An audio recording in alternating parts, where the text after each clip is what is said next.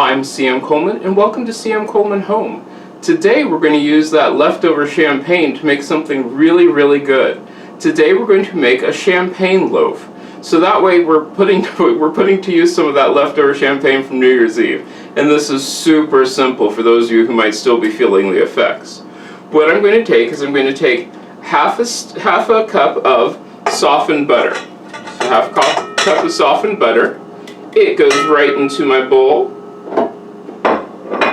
Then I'm using egg substitutes because I had them, but this would be 3 eggs or 3/4 of a cup of an egg substitute. That also goes into the bowl. I mix it up.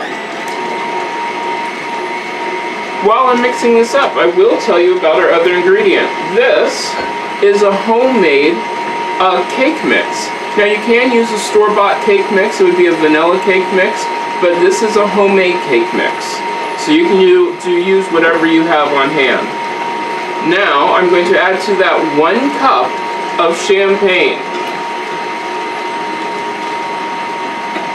There we go, it's getting all nice and frothy. And you can smell the champagne. I'm going to slow this down, then pour in. Actually, I think I'm going to turn that off. Make my life a little easier, just a bit. My oven has preheated to 350 degrees. And hopefully, okay, maybe, not bad. Then I'm going to slowly mix in my cake mix.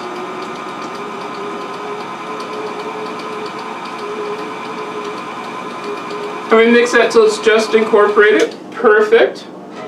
I have greased loaf pans, and this is going to just depend upon what size cake mix that you use. I think I can get mine all in one loaf pan. So I'm going to take this, put the batter into the loaf pan. Well, maybe I will go with 2.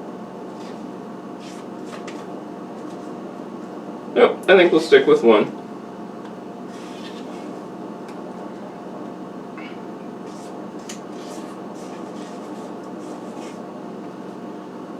And then I'm going to bake this for 35 to 45 minutes or until a skewer put in the middle of this comes out clean. And we'll come back with this once it's done.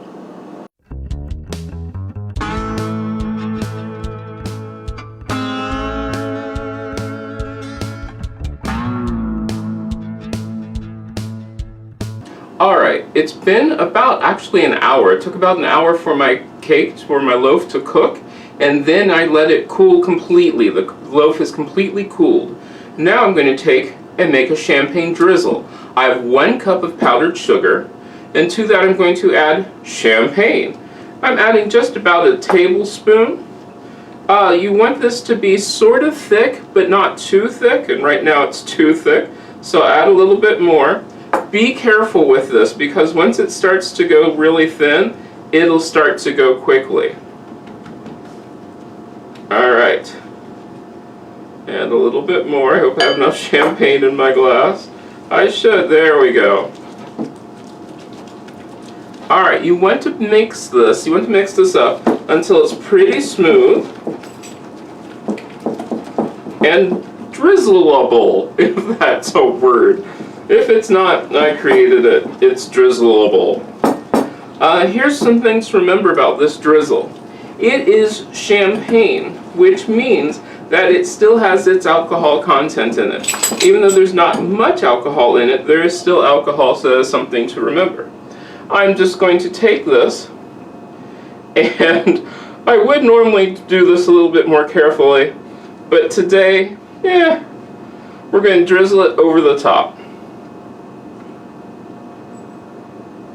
You want it to look nice, but remember, you don't want it to be absolutely perfect, because then no one's going to buy the fact that you made it. They're going to swear up and down that you bought it somewhere.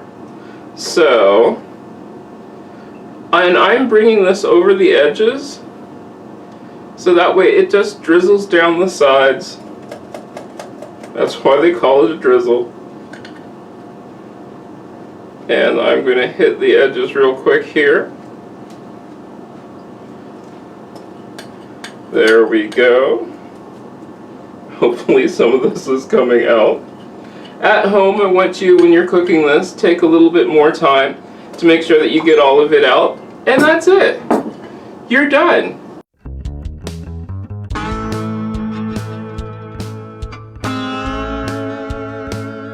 I hope you've enjoyed this. If you did, click like. Also share it with your friends. Don't forget to talk about it. You can also check out my other channels, CM Coleman Daily and CM Coleman Games. Well, I hope you have a great day. I will see you on Monday for Money Mondays. I'm CM Coleman. Make yourself at home.